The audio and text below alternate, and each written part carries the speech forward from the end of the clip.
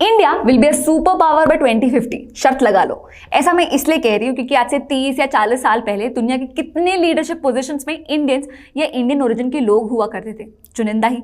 पर आज एक इंक्रीजिंग डिमांड है लीडरशिप रोल्स में इंडियंस को फिट इन करने की। आज से 30 साल पहले दुनिया के रिचेस्ट पीपल ऑन अर्थ की लिस्ट में कितने इंडियंस फीचर होते थे, पर आज हमने कुछ टॉप स्पॉट्स ऑक्यूपाई किए हुए हैं। इंडिया तेजी से टेक्नोलॉजी को अडॉप्ट कर रहा है and by 2050 we will be a super power nation.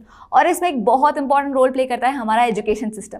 Hey everybody, मैं हूं प्रिया और आज की वीडियो में हम जानेंगे इंडिया के एजुकेशन सिस्टम के बारे में। तो चलिए शुरू करते हैं शुरुआत से। तो इंडिया का जो ओल्डेस्ट एजुकेशन सिस्टम है ना, उसे गुरुकुल कहते हैं, जिसमें स्टूडेंट को शिष्य और टीचर को गुरु नाम से जाना जाता था। इस सिस्टम में जो शिष्य होता था वो गुरु के घर में ही रह के सीख प्राप्त करता था, प्लस उनके रोजमर्रा के काम में हेल्प भी करता था। ऐसे में गुरु और शिष्य के बीच में एक इमोशनल बॉन्डिंग डेवलप होती थी। ये जो सिस्टम है ना गुरुकुल का, इसमें लिटरेचर, रिलीजन, वॉरफेयर, स्क्रिप्चर्स, इन सब की प्रैक्टिकल नॉलेज पे ज्यादा फोकस किया जाता था और इसीलिए इसे दुनिया का बेस्ट एजुकेशन सिस्टम भी कहा जाता है। और हो भी क्यों ना, अगर आपको किसी भी चीज की प्रैक्टिकल नॉलेज मिल रही है जो आपके रोजमर्रा के जीवन में काम आने वाली है, तो वो अच्छी तो होगी ही। गांधी जी ने भी इसी एजुकेशन सिस्टम को designed as a beautiful tree भी कहा है। ये तो हुआ इंडिया का ओल्डेस्ट एजुकेशन सिस्टम। अब बात करते हैं इंडिया के मॉडर्न एजुकेशन सिस्टम के बारे में, जिसे हम आज फॉलो करते हैं। इस सिस्टम की फाउंडेशन ब्रिटिशर्स ने 1830 में की थी, जिसे थॉमस बैबिंगटन मैकॉले के रिकमेंडेशन पर सेटअप किया गया था। ये वही सिस्टम है जिसमें क्लासरूम लर्निंग के कंसेप्ट को इंट्रोड्यूस किया गया। इस सिस्टम में ज्यादा फोकस किया गया है साइंस और मैथमेटिक्स जैसे सब्जेक्ट पर, और फिलॉसफी, एथिक्स, मॉरल वैल्यूज और मेटाफिजिक्स जैसे सब्जेक्ट्स को एजुकेशन सिस्टम से ड्रॉप कर दिया गया। और सबसे बड़ा चेंज जो इंट्रोड्यूस किया गया वो ये कि अब से सारी एजुकेशन इंग्लिश में कंडक्ट की जाएगी।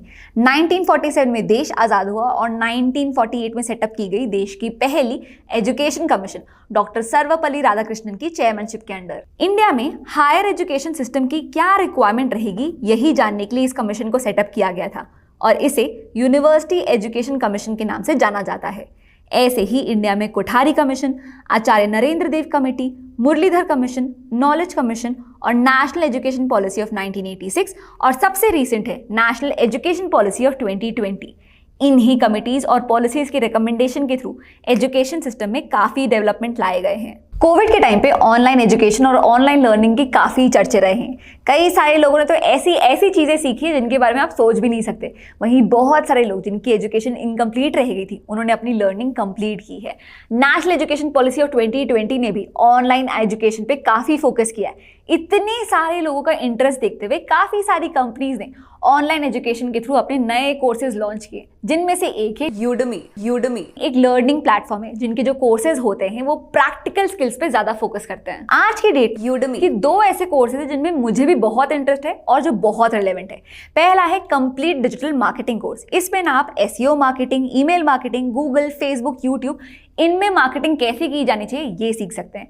दूसरा है social media marketing mastery course. इसमें जो भी सोशल मीडिया प्लेटफॉर्म है जैसे इंस्टाग्राम, लिंक्डइन, ट्विटर, इनमें मार्केटिंग कैसे की जानी चाहिए ये आप सीख सकते हैं। इन दोनों ही कोर्सेज के बारे में और जानकारी आपको नीचे डिस्क्रिप्शन में जो लिंक है ना वहां मिल जाएगी। ये दोनों ही कोर्सेज बहुत अफोर्डेबल है और इनमें आपको एक्सपर्ट गाइडेंस भी मिलेगी। अब ये जो एक्सपर्ट है ये एक्सपीरियंस प्रोफेशनल्स है, मतलब ये आपको practical skills, practical solutions provide करेंगे जिससे आप डायरेक्टली अपने काम में अप्लाई कर सकते हैं। और ये जो कोर्सेज है ये आप अपने कन्वीनियंस के हिसाब से कंप्लीट कर सकते हैं। आपको पता है गवर्नमेंट नेशनल एजुकेशन पॉलिसी के थ्रू ऑनलाइन लर्निंग पे काफी फोकस कर रही है, पर ऑनलाइन लर्निंग के अपने एडवांटेजेस और डिसएडवांटेजेस दोनों ही होते हैं। चलिए देखते हैं। सबसे बड़ा बेनिफिट है फ्लेक्सिबिलिटी का। ये कोर्सेज आप अपने फ्री टाइम में कर सकते हैं बिना अपने डेली कामों को डिस्टर्ब किए। दूसरा बेनिफिट है अफोर्डेबिलिटी का और तीसरा फायदा है डाइवर्स ऑप्शंस का। अगर आपको कुछ भी सीखना हो, चाहे वो डिजिटल मार्केटिंग के कोर्सेज हो या फ्लुएंट इंग्लिश बोलना सीखना हो, कोई भी कोर्स आपको ऑनलाइन काफ़ी इजीली मिल जाता है। पर वहीं डिसएडवांटेजेस की बात करें तो ऑनलाइन एजुकेशन में टीचर टू स्टूडेंट फीडबैक काफ़ी कम होता है, स्टूडेंट्स का स्क्रीन टाइम बढ़ता है और वन ऑन वन गाइडेंस नहीं मिल पाता है टीचर्स से। अब गुरुकुल से लेकर ऑनलाइन लर्निंग तक इंडिया काफ़ी एडवांस कर चुका है, पर एक बात जो तब भी सही थी और आज भी वो ये कि स्टूडेंट्स के लिए प्रैक्टिकल लर्निंग, प्रैक्टिकल स्किल्स बहुत ज़रूरी है।